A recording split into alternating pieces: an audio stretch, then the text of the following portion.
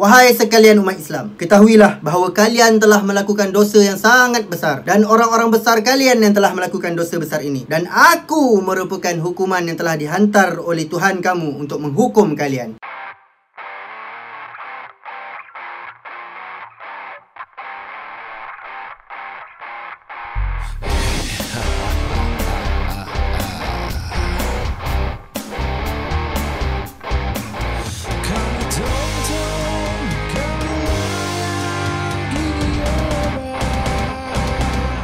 Assalamualaikum warahmatullahi wabarakatuh. Aku Sam. Pernah tak korang terfikir macam mana sebuah empire yang kukuh dan hebat yang telah dibina selama beratus tahun boleh runtuh dan musnah hanya disebabkan oleh sebuah perkara yang sangat kecil dan sangat tak masuk akal? Hari ni aku nak share kat korang satu peristiwa yang secara tak langsung telah merubah sejarah empire Islam, ataupun boleh aku katakan mengubah sejarah dunia, dan kesannya kita boleh rasa sampailah ke hari ini. Kisah bermula pada tahun 611 Hijrah, di mana pada ketika itu Empire Khwarizmi di bawah pimpinan Sultan Khwarazm Shah telah berjaya meluaskan empire ataupun kuasa jajahannya sampailah meliputi Iran, Pakistan dan juga India. Kerajaan Mongol di bawah pimpinan Genghis Khan pada ketika ini, diorang rasa sebagai Empire Khwarizmi ni sebagai satu ancaman yang besar lah untuk diorang. Lalu diorang hantarkan perutusan untuk gencatan senjata dan juga kesefahaman dari segi politik, di mana perjanjian ini bertujuan untuk membenarkan kedua-dua negara, kedua-dua pihak kerajaan untuk berdagang dan merentasi wilayah masing-masing. Sultan Khwarazm Shah bersetuju dengan perjanjian ni. Jadi berlakulah perjanjian di antara kerajaan Mongol dan juga kerajaan Khwarizmi. Pada suatu hari, pedagang-pedagang daripada Mongol dalam perjalanan untuk menuju ke Samarkand dan Bukhara, ataupun kita kenali sebagai Uzbekistan sekarang, dengan tujuan untuk berdagang. Sampailah diorang melintasi ke kota Uttar ataupun India. Sultan Khwarazm Shah diorang tahu pasal perkara ni dan dia arahkan rakyatnya untuk membunuh pedagang tersebut dan rampas harta dagangan. Genghis Khan yang tahu pasal benda ni, diorang rasa benda ni sebagai satu pembelotan terhadap dirinya sebab perjanjian telah dilakukan, tapi Sultan Khwarazm Shah telah melanggar perjanjian tersebut. Lalu dihantarlah kedutaan berjumpa dengan Sultan Khwarazm Shah dengan harapan dan dengan tujuan untuk meminta semula harta-harta rampasan tu dipulangkan, serta dia minta untuk orang yang membunuh, orang yang bertanggungjawab membunuh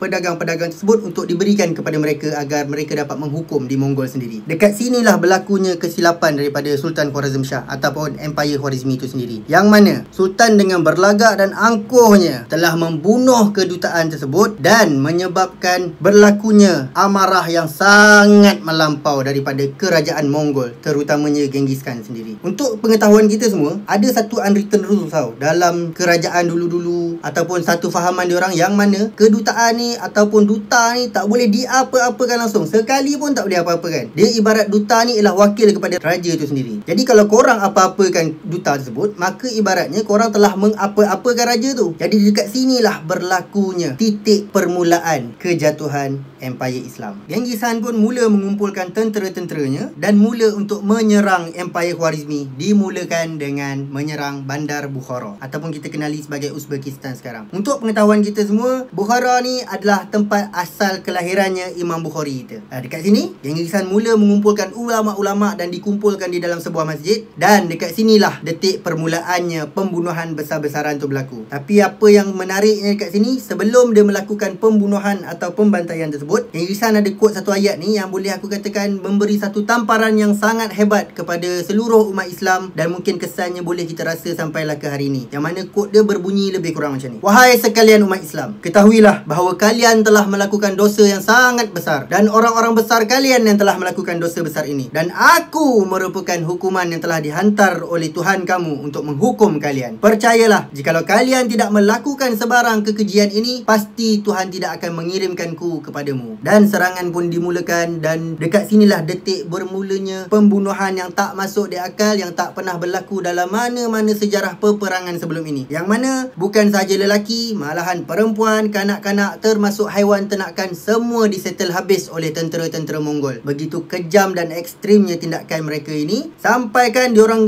keluarkan satu strategi yang boleh aku katakan sangat-sangat menakutkan dan ekstrim boleh aku katakan. Macam mana diorang buat? Diorang kumpulkan mayat-mayat tersebut, kemudian diorang keluarkan tengkorak tu daripada isi badan diorang, dan diorang susun menjadi sebuah piramid tengkorak. Tindakan ni secara tak langsung membuatkan tentera-tentera rasa takut dan patah semangat. je lah. Engkau nak pergi perang, engkau nak pergi defend, engkau sampai-sampai je tempat tu, kau tengok semua dah tinggal tengkorak je, siap bentuk piramid lagi. Kalau aku goyang man. So benda ni lah yang menyebabkan tentera-tentera jadi patah semangat dan bertindak untuk menyerahkan diri, dengan harapan untuk mereka tidak diapa-apakan lah. Tapi tidak untuk tentera Mongol. Tentera-tentera yang menyerah diri, siapa-siapa yang tidak melawan, semua dibunuh habis. Dan untuk pengetahuan korang, diorang ni bukan ada sumber ketenteraan yang sangat besar pun. Tak maju pun lagi ketenteraan diorang. Diorang hanya guna panah, pedang dan kuda je sebagai orang kata tools peperangan diorang. Jadi tindakan kejam ini telah secara tidak langsungnya telah meranapkan seluruh bandar tu dalam sekelip mata saja, sekaligus mencetuskan kekacauan dan haru biru dalam kerajaan Islam pada ketika itu. Dekat sinilah bermulanya keruntuhan empayar yang megah dibina selama berabad tahun lamanya. Pada tahun 1258, mungkinkan yang pada ketika itu yang dah jadi Khagan ataupun kita boleh panggil sebagai Supreme King pada waktu tu, telah melantik Hulagu Khan, iaitu adiknya, sebagai pemimpin utama dalam tindakan untuk menyerang kota Baghdad, yakni kota yang termaju di dunia pada ketika itu, dan mungkin boleh aku katakan kota termaju dunia mungkin pada zaman sekarang juga. Dikatakan dia orang telah membunuh seluruh ulama-ulama dan penduduk di sana, dan dikatakan hampir 500,000 hingga 1 juta orang telah terbunuh dalam pembantaian tersebut. Benda ni tak cukup menyakitkan lagi-lagi untuk kita sebagai umat Islam. Apa yang lagi menyakitkan dan menyedihkan ialah tentera Mongol telah bertindak untuk menghapuskan perpustakaan yang terbesar di dunia pada ketika itu, iaitu perpustakaan Baghdad. Perpustakaan Baghdad ni, dia punya besar tu sampai aku cakapkan hampir seluruh ilmuwan-ilmuwan, seluruh orang-orang daripada segenap dunia datang ke perpustakaan tersebut sebagai sumber rujukan atau mencari barang-barang kat sana sebagai sumber rujukan diorang lah. Jadi memang sangat-sangat besar, tapi kita tak boleh nak bayangkan betapa besarnya perpustakaan tersebut sebab benda tu semua dah tak ada sekarang. Mongol ni tak ada agama tau. Jadi apa yang diorang buat? Diorang hapuskan semua buku-buku dalam perpustakaan tersebut dan campakkan ke dalam sungai Euphrates. Kerana pada pahaman diorang, pada pemikiran diorang rasa buku ni ada sihir. Jadi diorang bertindak untuk buang buku-buku tersebut dalam sungai, dan dikatakan sungai tersebut telah bertukar menjadi warna hitam selama 3 bulan lamanya. Punyalah banyak buku tu mat dibuang sampai hitam kali sungai tu mat. Kau bayangkan betapa teruk tak teruknya kekejaman daripada tentera Mongol ni dulu. Cuba kita bayangkan sekejap apalah agaknya yang boleh berlaku kalau semua buku-buku tu dapat lagi dikumpulkan sampailah ke sekarang. Mungkin kereta terbang, mungkin kita dah dapat rentas ke galaksi yang lain, kita tak tahu. So tak terhenti di situ saja kekejaman tentera Mongol ni. Tentera Mongol bertindak untuk membunuh khalifah di Abbasiyah pada ketika itu, iaitu Khalifah Al-Mustaqsim.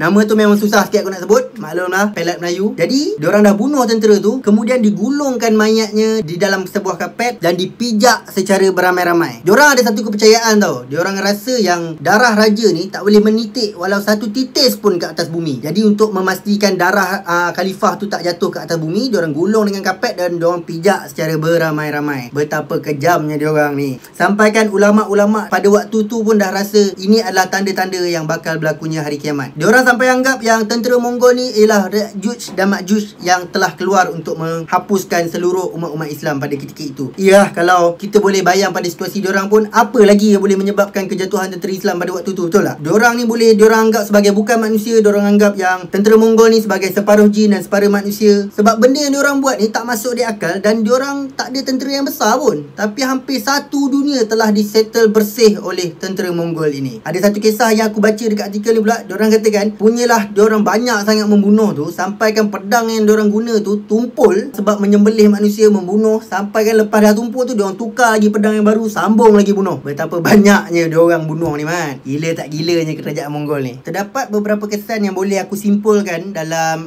pembantaian Mongol terhadap Islam dan juga mungkin kepada dunia kita. Antara yang pertama sekali ialah jatuhnya kekuasaan dan empayar Islam sebagai peneraju utama dunia. Kedua, ribuan ulama-ulama telah terbunuh dan terkorban dalam pembantaian ini, dan sebagai kesannya kepada kita semua, hilanglah sumber rujukan utama kita dalam bidang agama. Yang seterusnya boleh aku katakan mungkin mundurnya dunia intelek yang sekarang ni telah diambil alih oleh kuasa-kuasa barat. Dan yang terakhir sekali yang mungkin memberi kesan yang sangat besar kepada umat Islam pada ketika itu ialah kota Baghdad telah diambil alih oleh Syiah. Dan benda ni bagi aku tak sepatutnya berlaku, dan benda ni kita boleh jadikan sebagai pengajaran dan iktibar kepada kita semua. Antara pengajaran yang paling penting dan paling besar sekali aku boleh simpulkan kat sini ialah raja yang baik bakal memanifestasikan rakyat yang baik dan berwawasan. Sikap yang adil, jangan sombong. Benda-benda ni tak sepatutnya berlaku. Sebab tu aku kata benda ni tak masuk di akal, sebab kesilapan ataupun benda yang berlaku ni berlaku dalam tentera Islam, yang mana ajaran Islam memang dah mengajar kita untuk tidak sombong dan jangan terlalu riak dengan kuasa yang kita ada. Tapi ya, semua manusia buat silap, aku pun buat silap, kita semua buat silap. Jadi kita ikutlah resmi padi, makin berisi makin menunduk, dan kita belajar daripada kesilapan supaya kita tak ulang lagi kesilapan-kesilapan yang bakal berlaku. Kesilapan-kesilapan yang telah berlaku, maafkan aku.